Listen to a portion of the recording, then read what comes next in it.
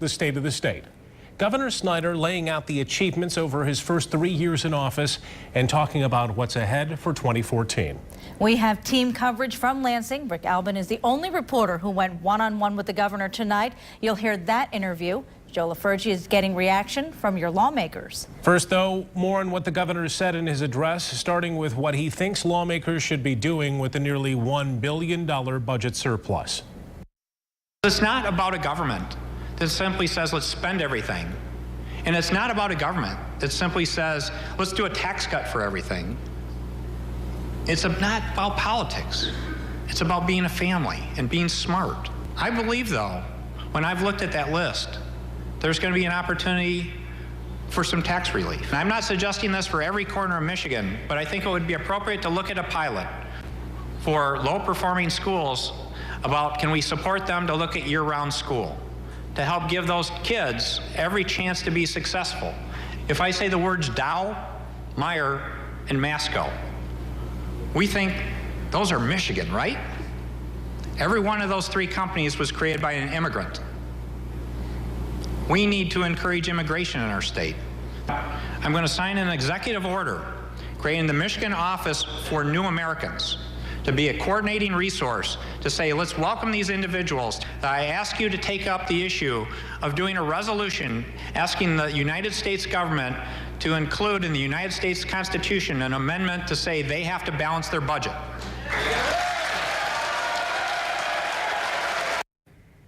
A lot of folks wanted to hear that. Our political reporter, Rick Albin, is in Lansing with what the governor told him tonight in an interview you'll only see on 8. Rick?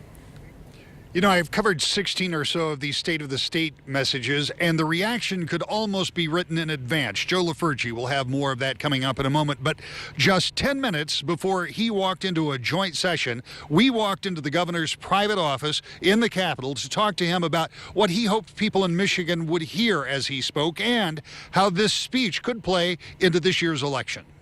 What is it that you want the people of Michigan to take away from what you're about to say? Well, one of the big things, Rick, is the decision made back in November of 2010 to say it was time to reinvent Michigan, that Michigan was broken and we need to do something different, is really working. We are the comeback state in the United States. We've had greater improvement during the Great Recession than any other state. And we need to continue on that path. That's the second part of the message.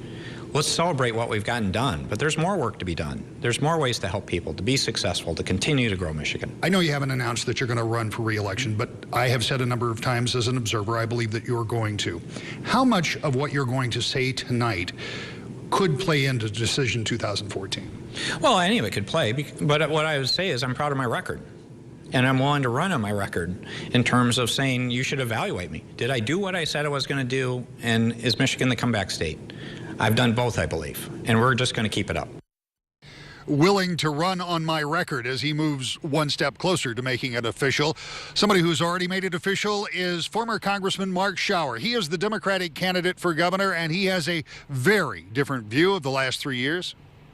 I think this governor is going to try to claim victory over an economy that's produced the third worst unemployment rate in the country, that's projected to have the 49th rate of job growth over the next 10 years, that has the highest number of unemployment filings in the country. I mean, we're going in the wrong direction. Joe LaFurgey was here tonight. You were up on the 3rd floor and the 4th floor getting reaction, and maybe not surprising. Yeah, not at all, Rick. Right down party lines, as you might have guessed. Republicans like what they hear.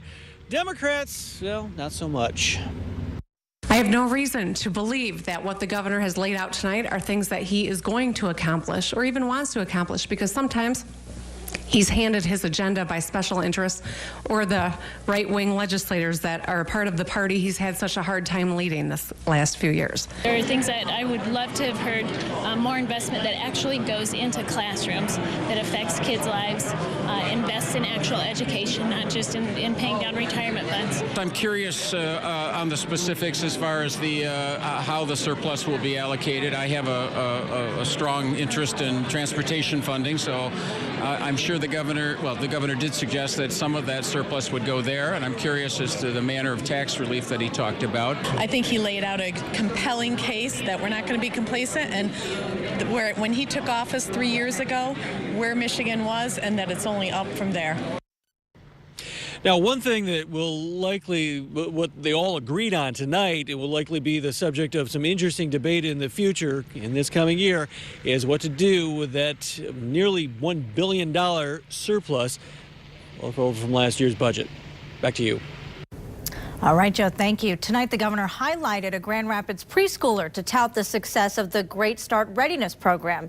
He says little Brooklyn Barentes was able to get into preschool at Harrison Park Elementary School because of the $65 million program. So the governor wants to double that commitment so more low-income students can get into preschool. You're going to find a recommendation for an additional $65 million investment, and we're going to make it a no-wait state for early childhood education in the state of Michigan. And let's go back to Rick Albin for some analysis now. First blush, Rick, he did play it safe. The governor did in his speech tonight. Social media, though, already mixed on his proposals, particularly immigration. What stuck out for you? Well, when I listened to the speech tonight, I heard the governor talk about civility and a reference apparently to some of the discourse going on in his own party. I heard him talk about things like that nearly $1 billion surplus that Joe referenced and what will happen to that. And Joe's exactly right. That's going to be a big topic of debate over the next several months here. But I also heard him talk about things that were more inclusive. At one point, he honored a state worker. Now, you know, the relationship between the governor and state workers hasn't always been the best, and I think he really went out of his way to do that tonight. So it's very clear that he's trying to mend some fences, if you will, build some bridges. Speaking of bridges, he's still trying to build that one to Canada. He talked about that tonight, talked about more investment in infrastructure. That's one of those big items that he has not yet been able to check off because so far the legislature has not come up with the $1.2 or $1.4 billion a year for the next decade that he wants. So all in all, some familiar themes, a bit of a conciliatory tone, but then after all, as we pointed out, we are going into an election year. Rick, what do you make of the governor's stance on the surplus? He was saying that lawmakers should look at deferred public needs as well as financial assistance for taxpayers.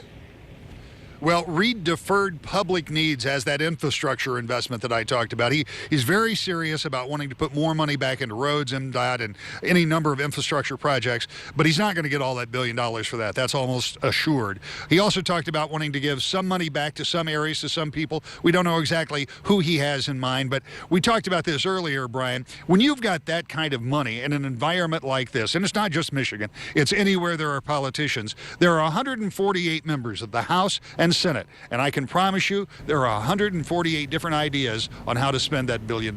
Yep, we're hearing some of them. Rick Albin, thank you for that, and you can watch Rick's entire one-on-one interview with the governor right now. We've got it at woodtv.com.